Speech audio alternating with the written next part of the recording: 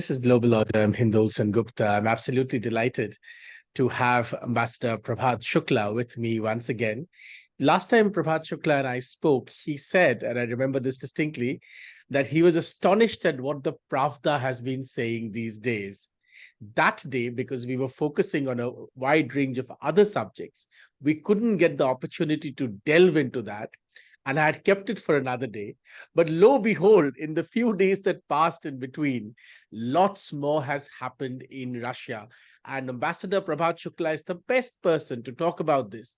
Not only was he the diplomatic advisor to three Indian prime ministers, he was also one of India's most influential ambassadors to Russia ever. Ambassador Shukla, thanks very much for joining me. Happy to be with you again, Hindol. And I just want to add one more point, which is that I opened the embassy in Ukraine too. So the first diplomatic footprint from India in independent Ukraine is mine. So I have a perspective on both sides. That's wonderful. And therefore, you're the best person to talk about this too. Let's begin where we left off last time, Ambassador. You said you were astonished at what the Pravda has been saying. And of course, after that, we saw dramatic events, and we'll come to those events in just a moment. Why don't we begin at that point? Why were you so astonished at what the Pravda had been saying, since you track Russia and Ukraine so closely? Right. What I was struck by was the open appeal which Pravda was making to the Poles and the Hungarians to join in dividing up, in carving up Ukraine. Now, this is a European can of worms. You know, in fact, as it happens, I have been rereading the history of this part of the world, how it came to be. Now, you know, Poland has a checkered history. And sometime in the late 18th century, really between 1772 and 1795, the country was partitioned thrice between the competing Central European powers, namely Austro-Hungary, Prussia, and Russia, until by 1795, Poland completely disappeared. Napoleon tried to revive it, and he established the Duchy of Warsaw. But then at the Congress of Vienna in 1815, it was wound up again, and that Poland disappeared. And I'm forgetting who it was, but it was an English historian who said that the ghost of Poland was searching for a homeland for over 100 years. And of course, it was revived at Versailles, and it was crushed again by the Molotov-Ribbentrop Agreement of 1939. And it's very interesting that Molotov, when he was presenting this agreement for ratification in the Supreme Soviet, he called Poland the illegitimate child of Versailles.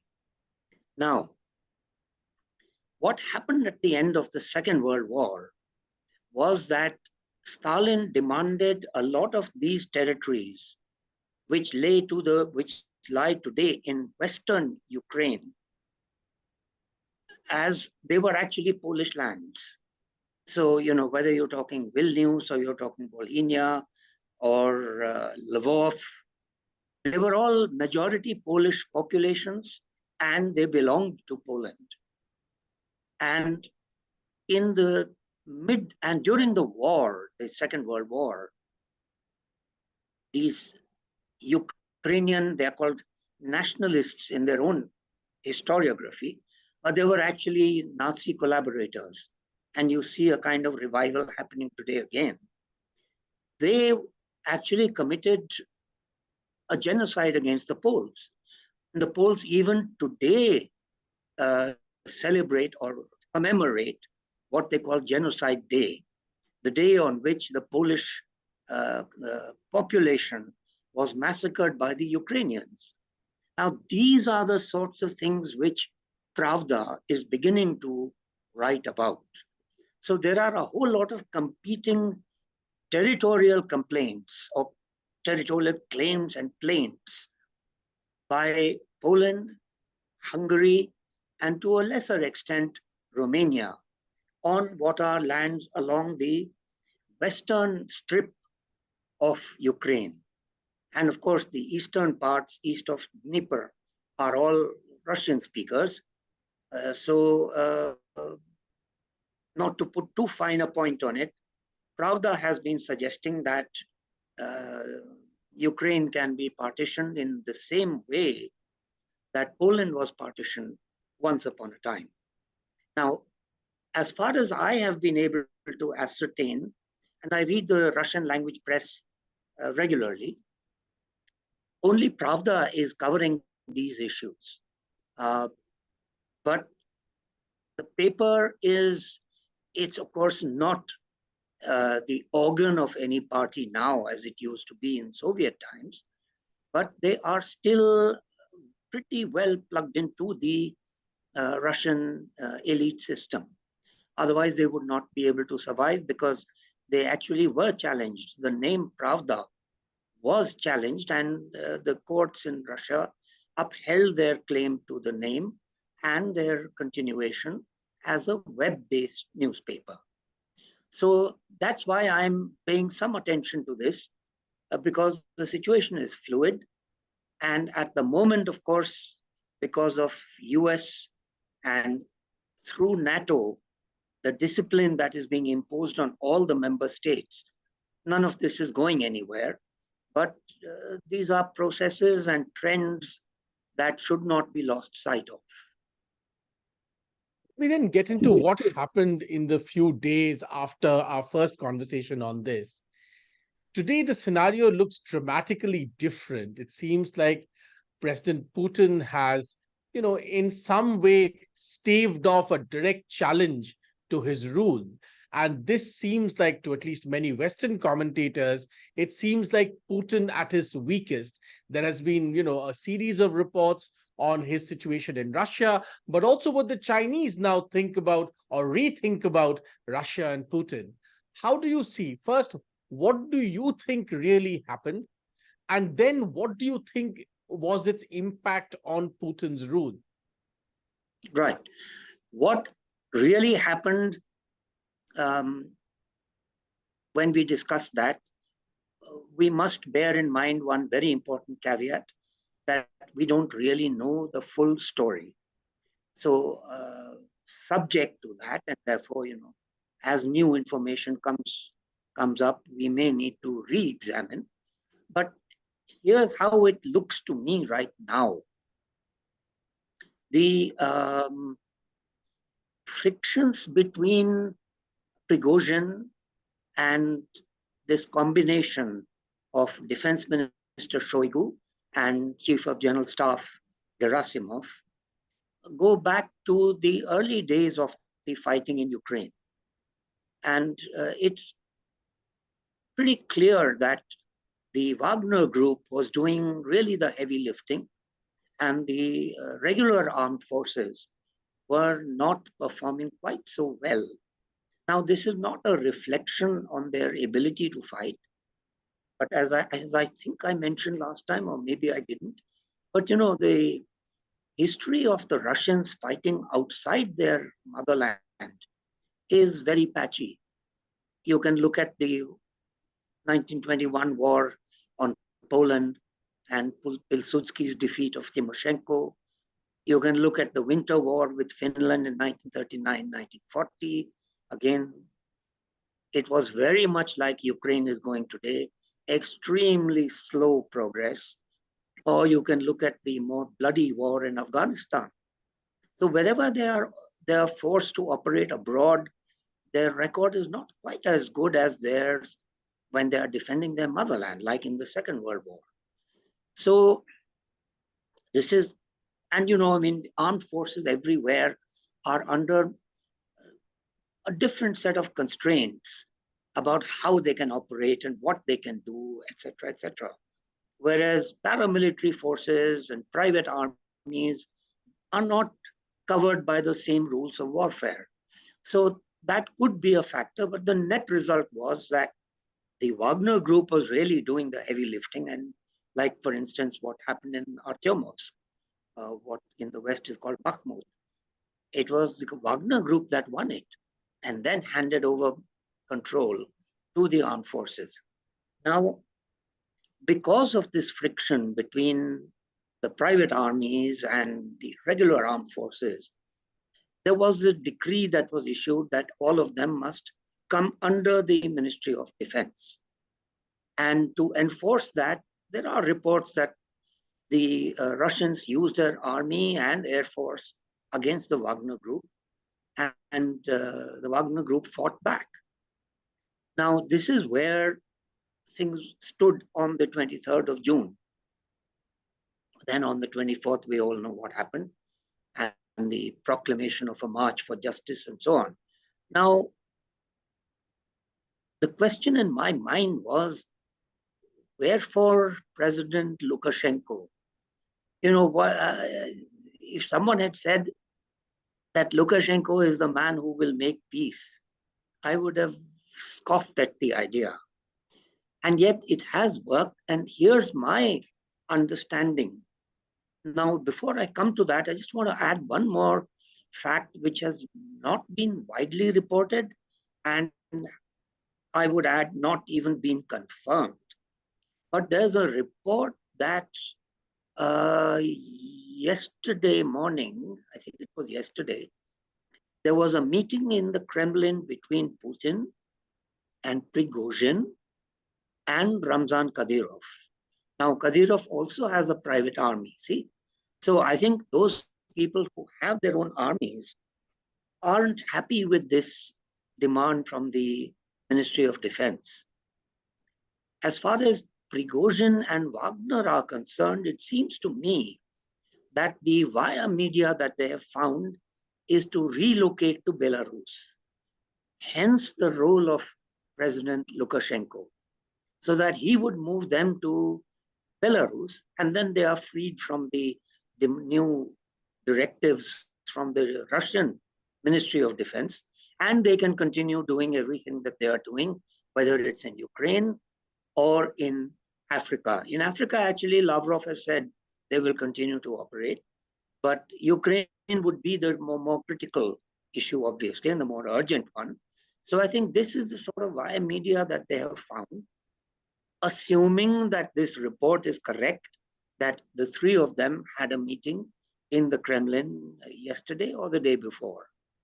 And this is based on some tracking of movements of aircraft and mobile phones and so on, which are pretty reliable as a rule. So this could be one explanation. There is another one which is going around both in the West and in Russia about money changing hands. I'm sure that is also in play. These are mercenaries and they all need money. So that could be an added factor.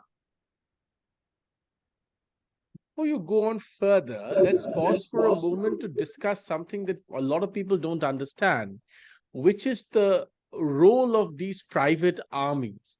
The assessment many people around the world who don't, perhaps go into the details, had was the Russian army itself was quite powerful. Now, today we have come into a scenario where there are competing private armies.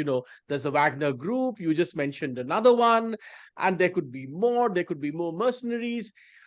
Tell us, number one, about the role of these private armies, and then what is the real status of Russia's own army, the national army? Do you believe, like some people do, that actually their total force has not been deployed at all against Ukraine till now, in real terms? Or do you think, in a sense, there was an overassessment of an army that's perhaps not as strong as it used to be in the past? Which one of those, according to you, is the real scenario? First, explain to us about these private armies and then about the real situation of the Russian National Army. Right. Private armies exist pretty much everywhere. The Americans used them in Afghanistan, and I believe they have also used them in Iraq. As I said earlier, the difference is that they are not covered by the normal rules of warfare. so they can undertake things like torture and kidnapping and so on, which a regular armed force would not be allowed to do. They do it all the same, as we know about Abu Ghraib and so on. So even they do it, but they're not supposed to do it, and they are uh, vulnerable to charges and punishment. So that seems to me to be the logic of it. Now, Russia is actually bristling with private armies.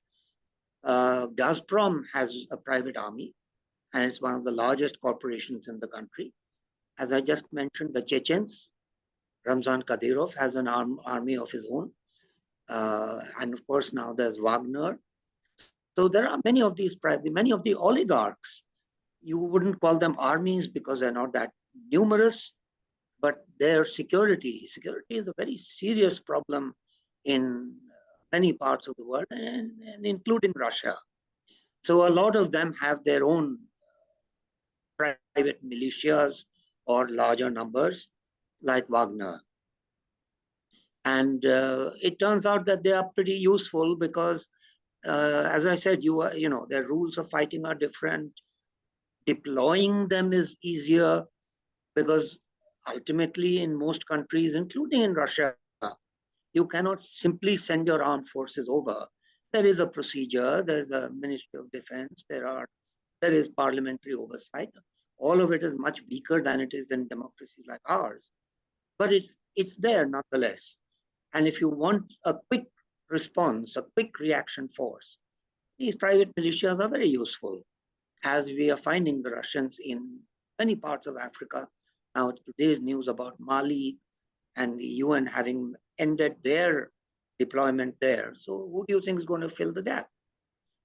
That's the advantage of having these kind of private militias. Putin and the state of the real national army of Russia. It's true, they have not deployed their full force. And I expect that they will now, because I think the role of the Wagner group will be under closer scrutiny. So the Russian army will probably be stepping up their activities. It's true they have not put out their own, or in fullest measure. In fact, there's a rather strange article recently written by a person who runs the Valdai Club discussions. And he has argued for the use of nuclear weapons. But even when he's talking about using nuclear weapons, he argues that they should be used against West Europe, especially those countries that are very hostile to the Russians, but not against Ukraine, because he says these are our own people. So there is that element that, you mustn't use your full force against, especially, places like Donetsk and Lugansk and Mariupol. Mariupol is actually the linchpin of all the fighting. So in all these places, they are holding back somewhat. But I think that they will now step up their activity in areas beyond the current line of contact between the two forces. And my suspicion is that we will see much greater use of air assets, because they need now a decisive outcome. And, March next year is the presidential election in Russia. And if Putin doesn't have a good record, I mean, he's not going to get any serious opposition anyway. But still, if the turnout is low or the margin of victory is significantly lower, it would further impact his standing in the country. So I expect to see further action, also because there's this assessment or perception that he has been weakened by the Prigozhin affair. And so he's going to have to assert himself much more strongly. So I expect to see some stepping up, and air assets, I think, are going to be important, which will mean quite a standoff because the Ukrainians also now are acquiring frontline aircraft and anti-aircraft measures. So let's see how it all develops. Let's talk a little bit about that perception that you just mentioned of a much further weakened Putin. In your assessment, is Putin dramatically weakened by this entire affair? Do you think it was a real quote unquote rebellion? And do you think his position has, in a sense, been irretrievably weakened? And the third part of the question is, what do you think China actually thinks about all of this? Right. Firstly, how far has he been weakened by this? I think he has been weakened, but as more facts emerge, as we see that, frankly, it was really a standoff between two gentlemen in the Ministry of Defense in Russia and Prigozhin. I think Putin will be able to redeem his standing, but there's no doubt about it. He has been weakened. So that's part one. What was your second part? What do you think China thinks about all of this? Oh, okay, no, I thought that was the third part. No, as far as China is concerned, look, it's been my view from February 2022 that the collaboration between the two leaders in the two countries is a lot closer than appears on the surface. And the fact that Xi Jinping visited in March and that final remark that he made, that we are going to see changes that we have not seen in 100 years, and you and I will lead that change, indicates a much closer collaboration and understanding than is the general perception. So I think that their commitment is rather greater than is generally perceived. Also because we have now reached a stage where America has made it clear that they are not willing to settle for anything less than a full reversal of the Russian attack. Which means, because, like if you look at even the Indo-US joint declaration when our prime minister was there, the paragraph on Ukraine doesn't contain any reference to diplomacy or dialogue or peaceful resolution, which is our prime minister's position. So I think also the Chinese leadership realizes that if America does indeed prevail in Ukraine, we can discuss how to define prevailing, but if they emerge as the winner of this confrontation, then the next target is China itself. So they understand that in supporting Russia, they are in a way also defending their own interests. Lastly, I would say, the statement that their foreign ministry put out, the Chinese foreign ministry, or the People's Republic's foreign ministry, they said we have a stake in the national stability of Russia. That's a very strong statement, apart from saying, we share their goals of development and all. The fact that they commit themselves to Russia's national stability is very important, because in the West, again, like we just discussed, Pravda writing about Ukraine and Poland and Hungary, there's writing now in America about a Russian collapse. And here is a Chinese response saying that they will uphold their national stability. So it's all gearing up into a very clear alignment and a commitment from the side of the PRC. Tell me, Ambassador, from what the scenario that you're painting, in a sense, is rather dire, isn't it? You're saying that America will not settle for anything less than the full reversal. And I assume by full reversal, you mean including on the areas that Russia actually thinks, because of the Russian population there, to be its own. So full reversal of Russian forces. You're saying that the Chinese are determined, in a sense, to ensure stability of Russia, and one assumes stability of Russia doesn't, includes not a decimation of Russia, so to speak, in the course of this war. And you're saying Putin, because he faces another election, which is only a few months away, will do everything he can to ensure that he can save face at the very least. Therefore, I want to ask you, when you just mentioned that what would be finally acceptable to the Americans, what point would be acceptable, what point would be acceptable to the Russians, and indeed to China? What point is that, Ambassador, in your assessment? What is that point that might be acceptable to all these three parties?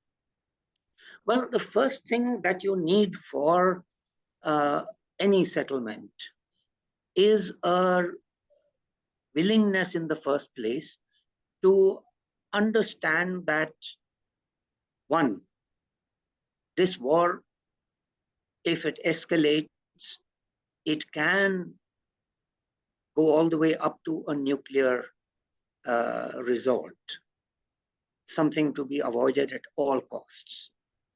And it's my belief that for Russia, Crimea is important enough to resort to at least a direct and open nuclear threat, if not actual use. Crimea is critical to this, to the entire fighting. And all through 2021, leading up to February 2022, the Ukrainians were pushing for what they call the restoration of Crimea to Ukraine. Now, this is an extremely fraught attitude and policy. We can go into the details if you want, Please. but Crimea is, a genuine red line. So the first thing that you would require for any settlement is an acceptance on all sides that further escalation is inadvisable and must be stopped. With that done, and I think it would mean a change in leadership in certainly America, because I think the other two leaderships are pretty much written in stone. They are not going to change. So, and already you can see in America, at least among the Republicans, there is questioning about how far you are going to spend money on Ukraine when there are so many needs at home on which money needs to be assigned. So I think once that happens, and it will be a collective decision, it won't be only America, but in Europe as well. And I think in Europe, among the older members of the European Union and of NATO, there is an understanding of the dangers of escalation. The eastern parts, the newer members, their memories of Soviet occupation is much more fresh, and therefore they are less willing to compromise at the moment, and they fear the consequences of leaving the job half done. So I'm assuming that a stage will be reached, not soon, I don't think, but at some stage, when they will be willing to negotiate. And as we know, there is already an agreement which was reached in Istanbul in March last year, but then which was pushed aside. And of course, we have the old Minsk agreements also. So I think those could form the basis of a diplomatic solution. And to my mind, that is where countries like India, France, Israel, maybe Japan, can play a very useful diplomatic role. But the time is not yet right for that. But we'll get to it someday before long. Tell me, Ambassador, recently it was pointed out, isn't it also true historically that the great Russian winter is also coming? We are already in July, right? We are just a few months away, some would say few weeks away from autumn, and the great Russian winter will set in. Surely that would have an impact on this conflict too. Um, no, I think not. Look, I mean, they've been through one winter already. And yes, there was a certain pause, but actually, in a funny kind of way, winter, when the ground is harder, makes it easier to have tank warfare.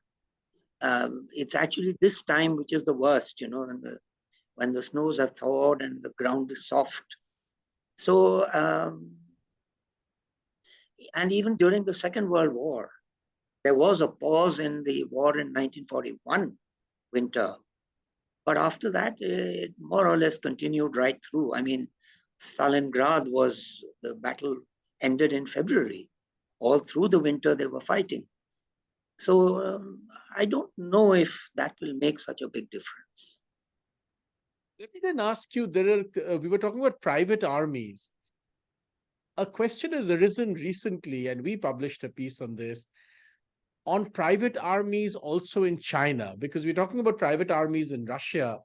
There seems to be a concern about private armies in China. Before we go on further with the Russia conversation, because we're on the topic of private armies, I would like you to address this question of private armies in China, because last time we had a conversation, we spoke about how the Chinese president and the PLA might have a conflict, or indeed have a conflict on the India question. Yes. Are there private armies emerging in China? And if yes, how concerned should we all be? Firstly, I am not aware of any private armies in the PRC. Yes, there are terrorist groups or militant groups who are fighting, let's say in Xinjiang, for example. But would they constitute a private army?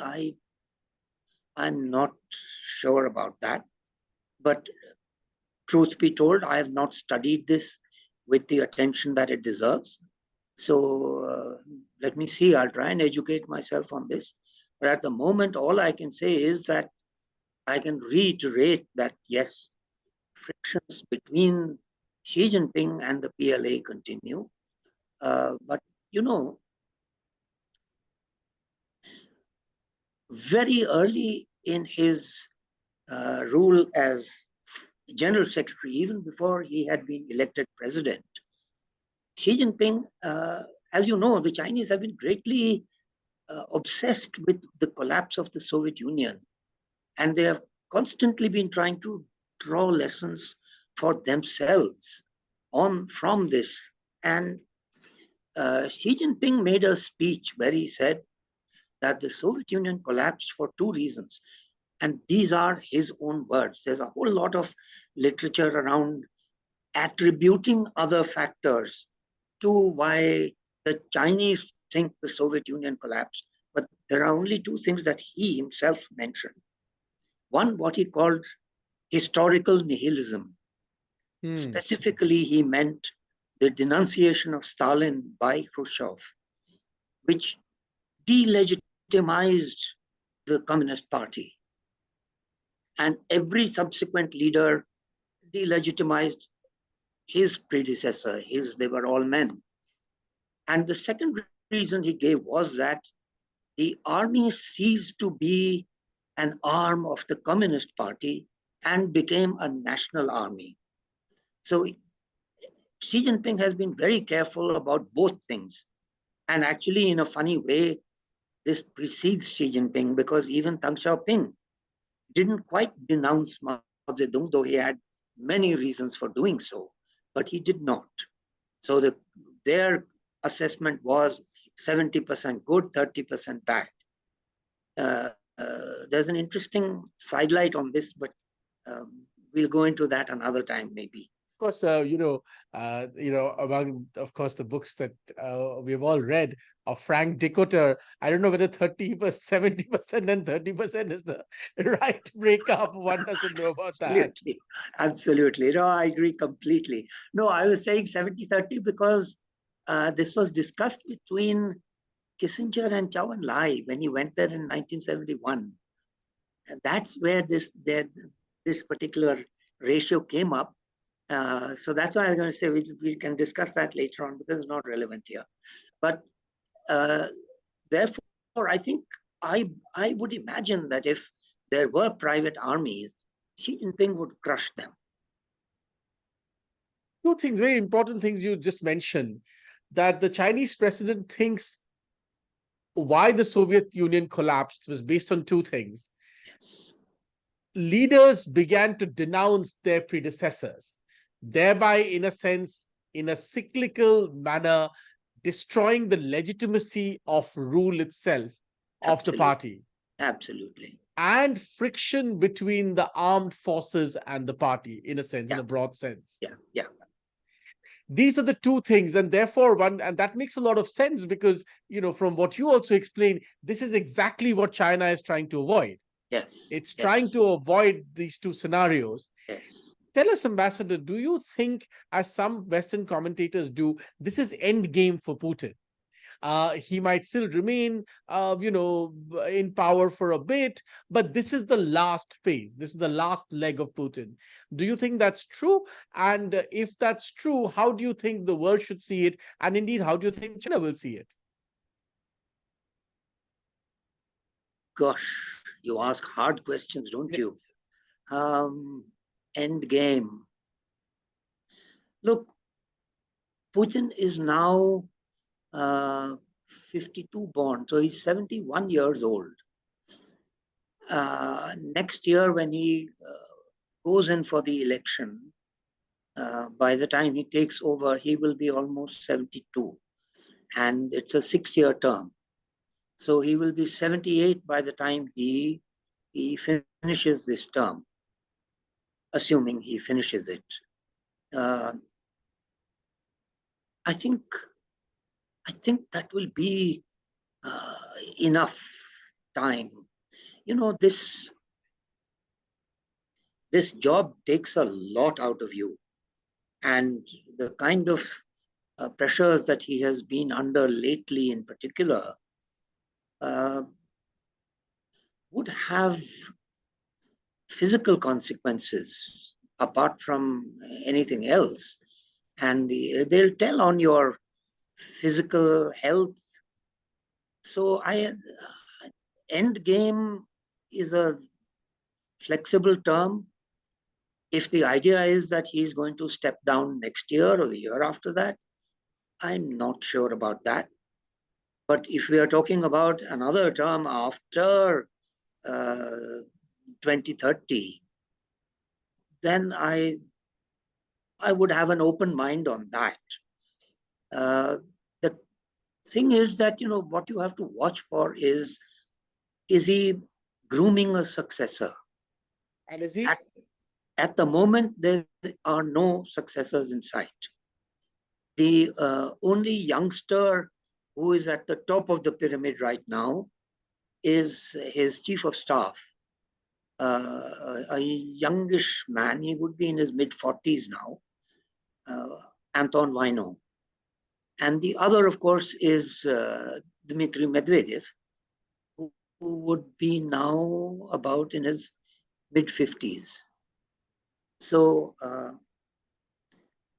but he has not been grooming Medvedev. In fact, he clipped Medvedev's wings when he removed him as prime minister. So I don't see any obvious succession planning going on right now, but maybe in the course of the next term, we'll be in a better position to judge. Allow me to ask you a simplistic question that's on many people's minds, Ambassador. Do you think what we have seen in Russia in the last few days gives us a sense that there might be at some point a genuine coup against Putin? Is that fanciful thinking? Or could that be true? No, look, it would be a rash person who would rule out a coup in any kind of uh, dictatorial system. So, and everyone was surprised when Khrushchev was overthrown. So these things do happen, and it's not easy to see them coming, but that is in the very nature of the game, that you can't see them coming. So not to be ruled out, but I think at the moment, the only question I have as a consequence of what happened over the weekend is, number one, that that Prigozhin is obviously popular both with the people and with the army. So, there are well-known cases where generals have shown certain sympathies for Prigozhin. One of them is reputed to be under arrest. So that is a possibility. And of course, the other point is, how come the FSB, which is their internal intelligence agency, how come they did not know that this was in the works? Or if they knew, did they do anything about it? Did they report it to the president? This is the kind of thing that one will need to watch over the coming days, weeks, and months. Is there going to be some kind of purge? Is this report about General Surovikin correct? Will there be some changes in the top echelons of the FSB or the SVR? So as and when that develops, then we'll know whether there was indeed something that was cooking, something more serious, or was it just a one-off guy who has been conciliated and life goes on as before. As we come to the end of this conversation, Ambassador, I have one last question, which is, a lot of people argued, even in the last year, that India's dependence on Russian weaponry and Russian military prowess, so to speak, is something that ought to be increasingly considered a thing of the past, because Russia's military prowess isn't what it used to be. Considering what we've seen through the Ukraine war and what we've seen in the last few days, do you think that that pivot that many people in New Delhi at least feel that India is making towards moving away from Russia and moving towards America for its military needs, especially considering the kind of agreement that Prime Minister Modi and President Biden signed this time in Washington, do you think that move away is real, and that's the thing of the future? I would say, firstly, that our armed forces are, on the whole, quite satisfied with Russian weaponry. And therefore, I would say, as far as the question of quality and the fighting ability and effectiveness are concerned, we need not have any concerns about that. Ultimately, as they say, it's the human resource that is decisive. So one guy can fly the same aircraft one way, another way. And our human resource is really top in the world. So I wouldn't worry too much about that. What is something that we need to understand is, how is this fighting affecting the Russian military industries? And there, I think there is no doubt that obviously Russia's top priority is going to be the war in Ukraine. And as that war drags on, there will be less and less for them to share with us. But that's as far as the pure hardware trade is concerned, there's much more to Indo-Russian military cooperation than just plain hardware trade. Even today, the Russians are sharing technology with us, which nobody else does. Now, are the Americans changing on that? I will watch, but up to now, they have not been sharing that kind of technology with us. The second thing, I think, did I mention it to you last time or not?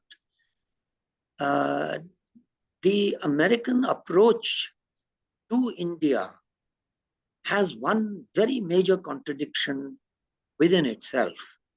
That is that they want an India which is powerful enough to be part of a counterweight to the People's Republic, but not an India that is powerful enough to cause concern in Rawalpindi. Now, on the face of it, you would say, no, how can that happen? They have found an answer, which is to focus on the maritime dimension. Even this joint statement, if you parse it carefully, the focus is on maritime issues, not so much on the Army and the Air Force. And as we discussed last time, their insistence on our buying the F-16 puts us on par with Pakistan. So, this is something which we have to see, and we have to work for a revision of America's approach to Asia, because they want us bound down by Pakistan, but able to play a role in the Indo-Pacific region. Now, we should not accept that, because our urgent concerns are on land, which is the Army and the Air Force. So the conclusion that I would offer is that first and foremost, we must focus on indigenous production.